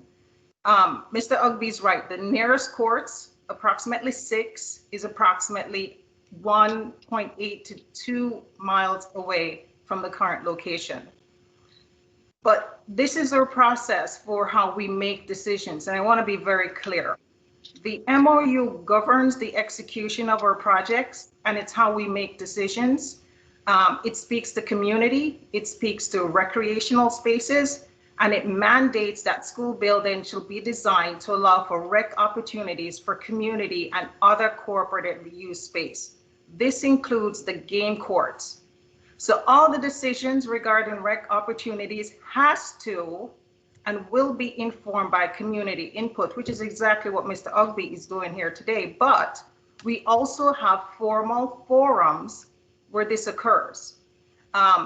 It is not based by individual decision. The decisions we make is by consensus, and it's always made on a case-by-case basis. In making this decision, MSA played no part in this. There was no backdoor dealing, and the process was very inclusive and organized. So let me come to how we make that decision for not including the basketball court. Again, it's informed by community input. Mr. Ogby is a resident of the Greater Community Covenant Association. He does live in Rock Raven, and we understand it. He was present at the July meeting at the association. He is a party and he is a voice, and we did review his concerns. He's now cited that he has several residents that has signed a petition. I would love to see that, and if you could send that to us, that would be great. However, on the opposing side, we have the Parent Lock Covenant residents that live right along Winford. These are the families that are most impacted visibly and by a noise perspective with the basketball court. They provided several letters, and in addition to that, they provided a petition with 37 signatures confirming that their decision accurately reflects that they do not want the basketball court. In addition to that, there's the Greater Northwood Covenant Association. I think Scott Saunders, the president, they represent 6 communities in that Northeast Baltimore area, which includes Edner, Hillen, Original Northwood, Parent Lock, and Stonewood. And the Covenant Association covers 600 homes within that area. They also sent a letter on behalf of the Covenant Association to support Parent Lock not to build the basketball court. Further to that, they also sent they shared a copy of a deed that was shared by the Roland Park Montebello Company, and that covers all the residents purchasing a home in that community. Every single home within that general Northwood area, those 600 homes are subject to the provisions of the deed and the agreement. And it's very explicit. It pretty much says parks and playgrounds may be laid out and maintained in locations approved in writing by the company. The association also cited this as grounds not to approve the basketball court. So in bringing it all together, based on what was shared in a meeting that Mr. Ogby attended, what was presented before us, the letters and the petitions that were given to us, the decision was made on a community consensus, not on a Dorothy consensus or a Renee or a principal or Recon Parks or MSA, because we all participated in the process. It was based on a community consensus not to install the basketball court. What the community did agree to was that they would build a relationship with Recon Parks and that they would fully utilize the interior basketball court, which is currently being built by the school. Recon Parks was agreeable to it, as is Ms. Hackett, who's also on the phone with us today. The court, the indoor court, is going to be available after hours. It's going to be available on weekends. It can be monitored. It can be managed. It can be closed after hours.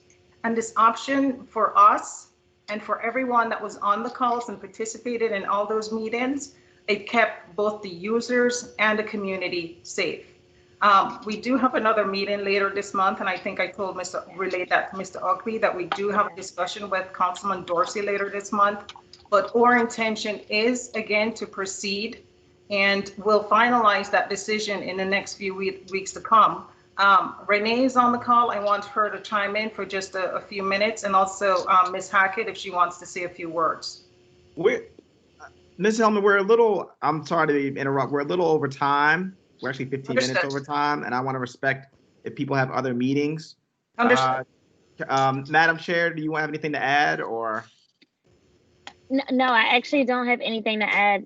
Just to reemphasize that Ms. Hellman will be meeting with the Northwood community at the end of this month. But no, there was nothing else to add. These are very tough decisions, and we don't make these decisions lightly. And I want Mr. Ogby to understand that. But under the MOU, we do need community consensus, and I think in this instance we kind of moved ahead with that based on the amount of meetings that we had and the feedback and the documentation that was submitted. But again, we're happy to sit and have further discussions with him. Okay, yes, let's wrap it here just for the sake of time and to honor everyone else's schedule for the day, since we are already over. I thank everyone for tuning in to this week's operations meeting, and everyone have a great day. Okay. All right, well, thank you.